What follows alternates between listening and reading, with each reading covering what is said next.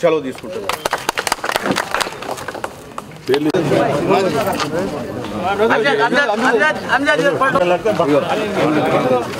नहीं भाई आइए बद्रू भाई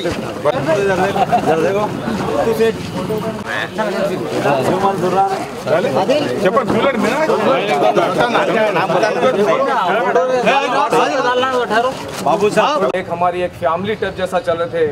जब थोड़ी देर के बाद से दूर हो गए, जैसा पानी पे छड़ी मारे पानी जता है उसके यहाँ से है कि ये सब डिमांड सब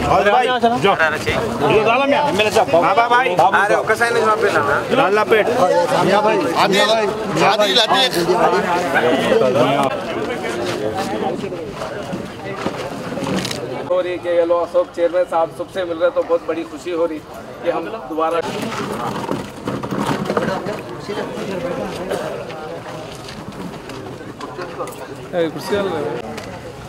और साथ ही साथ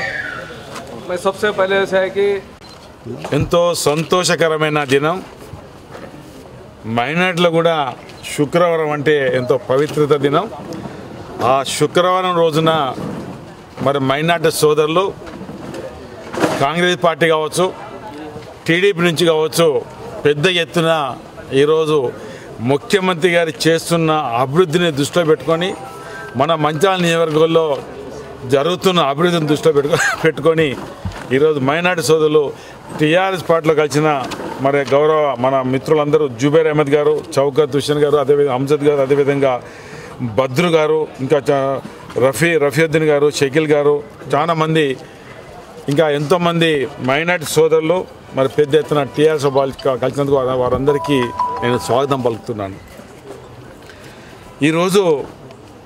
ఈ ప్రభుత్వం చేస్తున్న అభివృద్ధిని ఒకసారి మనం ఆలోచించినట్లయితే మీ అందరి తెలంగాణ గడ్డ మీద పుట్టిన ప్రజల సహకారంతో ఈ రాష్ట్రంలో తెలంగాణ రాష్ట్రపతి గౌరవ ముఖ్యమంత్రి కేసీఆర్ గారు అయిన తర్వాత ఈరోజు భారతదేశంలోనే మన తెలంగాణ రాష్ట్రం మొదటి దానిలో ఉన్నదంటే దానికి ఆయన చేస్తున్న నిరంతర కృషి తెలంగాణ రాష్ట్ర అభ్యున్నతికి ఏ రకంగా దోహదపడుతుందో ఆ రకంగా ఇలా భారతదేశంలో మొదటి రాష్ట్రంగా మనం నిలిచిన సందర్భాలు. మరి ఆ పద్ధతిలోనే ముఖ్యమంత్రి ఇంకా ఆలోచనలో మన రాష్ట్రాన్ని భారతదేశంలో అన్ని రాష్ట్రాలు మిన్నగా ఉండే విధంగా ఈ తెలంగాణ రాష్ట్రాన్ని బంగారు తెలంగాణ కావడానికి మరి ఎంతో కృషి చేస్తున్న సందర్భంలో మరి ఈ సందర్భంలో చాలా మటుకు ఇలా తెలంగాణ మనం చూస్తున్నాం, పెద్ద ఎత్తున టీఆర్ఎస్ పార్టీలో కలుస్తున్నారు. సాధించుకున్నామనంటే మరి అన్ని మతాల వాళ్ళు మూకుమ్మడిగా ఉద్యమంలో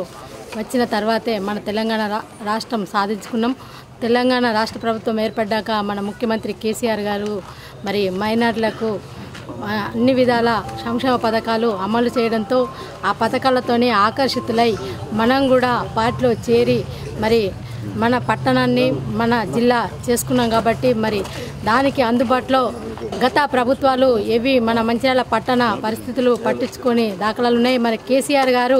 బహిరంగ సభలో ఎలాంటి హామీలు ఇచ్చినారో ఆ హామీల ప్రకారం కూడా మన మంచిర్యాలను జిల్లాగా చేయడం, మరి అలాగే మైనార్టీ సోదరులకు ప్రతి ఫెస్టివల్కు మరి మసీదులకు బోర్వెల్స్, కంపౌండ్ మొన్ననే స్లాటర్ హౌస్ కూడా శాంక్షన్ అవ్వడం జరిగింది. దాన్ని టెండర్ కాలేదు, ఇంతకుముందు అడిగినారు కాబట్టి ఆ టెండర్ అయితే అతి త్వరలోనే నిర్మించడానికి మరి మేము ముందున్నామని తెలియజేసుకుంటూ